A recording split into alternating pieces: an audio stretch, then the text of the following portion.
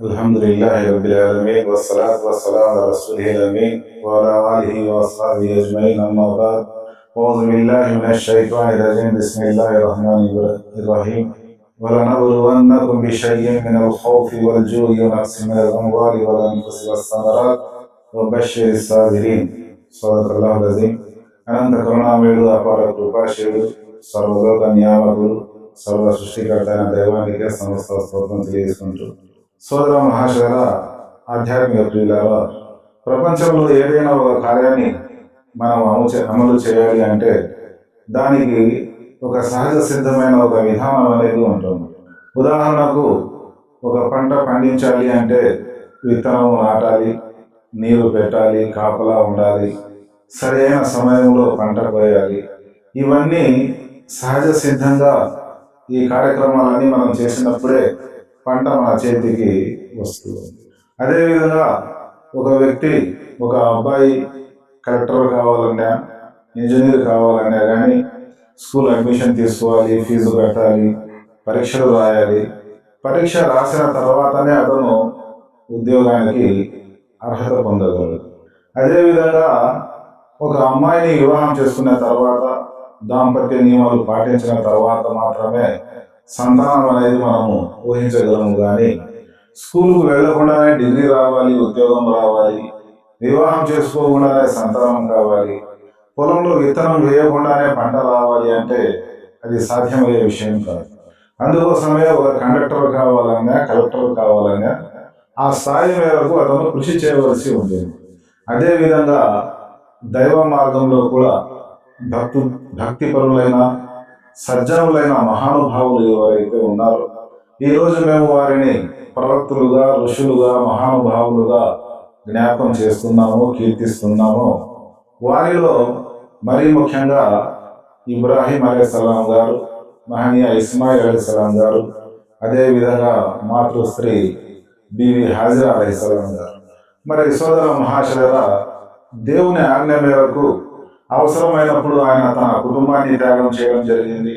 అవసరమైనప్పుడు తన ఊరిని, తన దేశాన్ని విడిచిపెట్టి దైవ మార్గంలో బయలుదేరడం జరిగింది.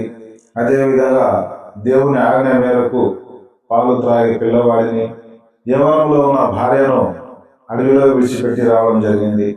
అదేవిధంగా దేవుని ఆజ్ఞ మేరకు అవసరమైనప్పుడు తన సంతానాన్ని బలి ఇచ్చేదాని కోసం కూడా సిద్ధం కావాలి. మరి ఇటువంటి పరీక్షలలో ఆయన నిగ్రహంతో అమలు చేసిన కారణంగానే, సఫలీకృతుడైన కారణంగానే హజరత్ మహనీయ ఇబ్రాహీం అలైహిస్సలాం గారిని ఆయన ఖలీల్ అని చెప్పడం జరిగింది, ఖలీలుల్లాహ్ అని చెప్పడం జరిగింది. అదేవిధంగా సర్వమానవాళికి నాయకుడుగా, ఇమాంగా చేస్తున్నాను అని చెప్పడం జరిగింది. మరి సోదర మహాశయుల, ఎటువంటి పరీక్షలు నిర్వహించకుండానే, ఎటువంటి అడ్మిషన్ లేకుండానే ఒక వ్యక్తి ఉత్తీర్ణుడయ్యాడు, ఉద్యోగం ఇచ్చినట్లయితే వేరే విద్యార్థులు ఒప్పుకుంటారా? అది సాధ్యం కాదు. కాబట్టి అతను అడ్మిషన్ తీసుకోవాలి, స్కూల్కు వెళ్ళాలి, హాల్ టికెట్ తీసుకొని పరీక్ష రాసినప్పుడు మాత్రమే అతను సఫలీకృతుడయ్యేదానికి, ర్యాంక్ వచ్చేదానికి, పాస్ అయ్యేదానికి అవకాశం.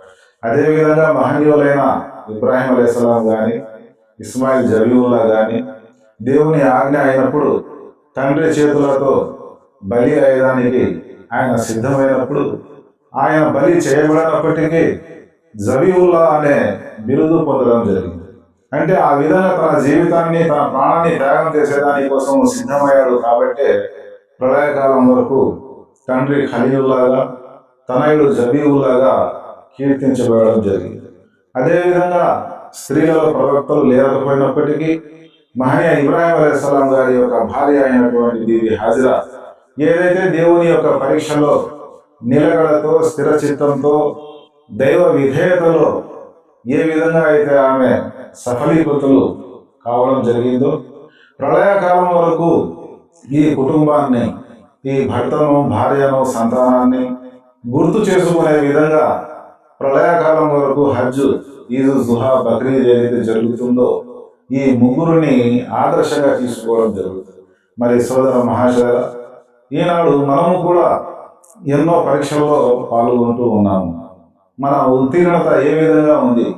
దైవ దృష్టిలో దైవ ధర్మాన్ని ఏ విధంగా మనం విధేయత పాటిస్తూ ఉన్నాము, ఎంతవరకు మనం సఫలీకృతులు అవుతూ ఉన్నాము. మరి దేవుని వద్ద మనము గొప్ప స్థానం పొందాలి అంటే ఎటువంటి త్యాగాలు చేయవలసి ఉంటుంది. బక్రీ ఈద్ అంటే ఒక పొట్టేలను కోయడమే కాదు, తమ జీవితం సర్వస్వాన్ని త్యాగం చేసి దేవుని ఆజ్ఞ మేరకు, దేవుని విధేయత మేరకు ఆయన ఆజ్ఞలకు శిరస వహించి జీవితాంతం చివరి ఘడియ వరకు దైవ విధేయతలో స్థిరచిత్తంతో ఎవరైతే జీవితం గడుపుతారో వారే దేవుని దృష్టిలో సఫలీకృతులయ్యడానికి అవకాశం ఉంది. మరి సోదర మహాశివరా, ఏవైతే విషయాలు చెప్పామో విన్నామో అర్థం చేసుకొని ఆచరించే సద్బుద్ధి కలగాలని వేడుకుంటున్నాను.